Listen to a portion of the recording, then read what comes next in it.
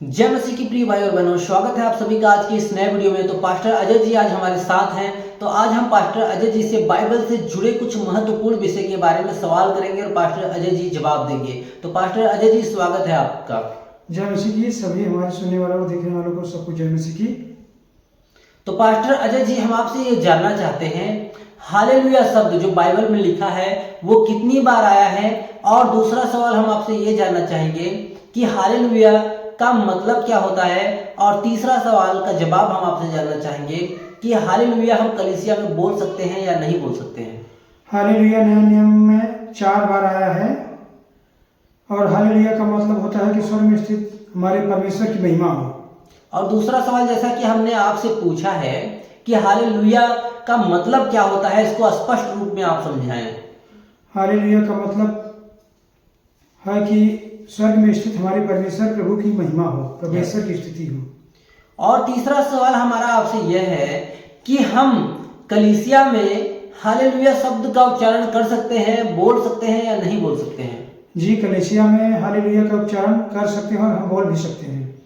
मैं एक जगह पे गया था और वहां पे लोगों ने मना किया कि आप हालेलुया शब्द मत बोलिए, क्योंकि प्रभु यीशु मसीह ने कभी हालेलुया शब्द नहीं बोला, उनके साथ रहने वाले उनके चेले लोगों ने कभी हालेलुया शब्द नहीं बोला।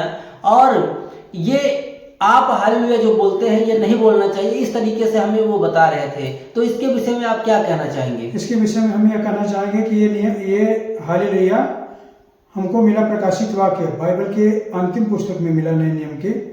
उस समय ना प्रेरित थे ना यीशु मसीह थे धरती पर, तब ये हमें यह चीज मिला। तो क्या आप कहना चाहते हैं कि जो इस समय हालेलुया बोला जाता है वो सही है या नहीं सही है। जो इस समय हालेलुया बोला जाता है ये इस समय सही है, क्योंकि उस समय नहीं मिला था लेकिन प्रकाशित वाक्य में मिला, तो हालेलुया हम बोल सकते हैं। और हम आपसे ये जानना चाहते हैं कि हालेलुया का शब्द का जो मतलब आपने बताया, बहुत अच्छा बताया कि परमेश्वर की स्तुति हो। अब हम ये कहना चाहते हैं, जो लोग कहते हैं कि हालेलुया आप मत बोलिए, हम ये कहना चाहते हैं उनसे कि हालेलुया शब्द का मतलब तो पहले समझिए। हालेलुया शब्द का मतलब होता है परमेश्वर की स्तुति हो। अगर आप कहते हैं कि हालेलुया मत बोलिए तो आप यह कहना चाहते हैं कि परमेश्वर की स्तुति हो, ऐसा मत बोलिए। क्यों पास्टर जी, आप क्या कहना चाहेंगे। जी, अगर हम हालेलुया नहीं बोलते हैं तो समझ लीजिए कि हम परमेश्वर के विरोध में बात कर रहे हैं। हमें परमेश्वर की स्तुति नहीं करना चाहते हैं, परमेश्वर की महिमा नहीं देना चाहते हैं, इसलिए ऐसा कहते हैं। जो इन बातों को कहते हैं कि हालेलुया नहीं बोलना चाहिए, वो समझ लीजिए कि परमेश्वर के विरोधी हैं।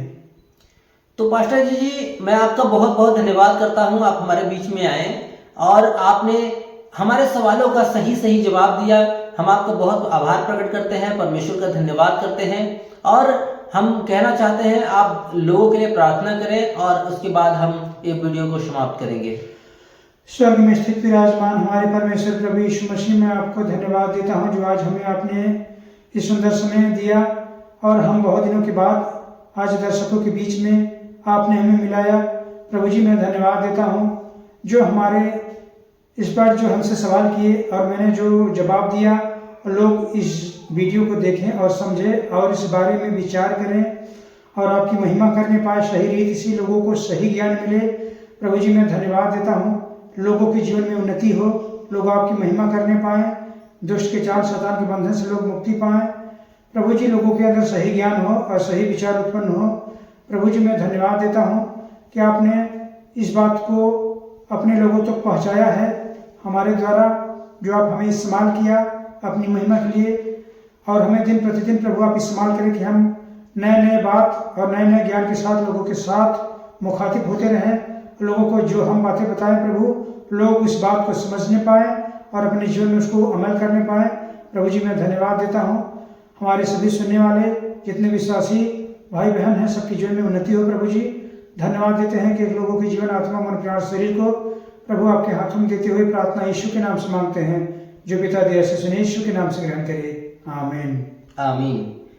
तो जय मसीह की प्रिय भाई और बहनों, फिर मिलेंगे अगले वीडियो में। तब तक प्रभु आपको संभाले रखें। आमीन।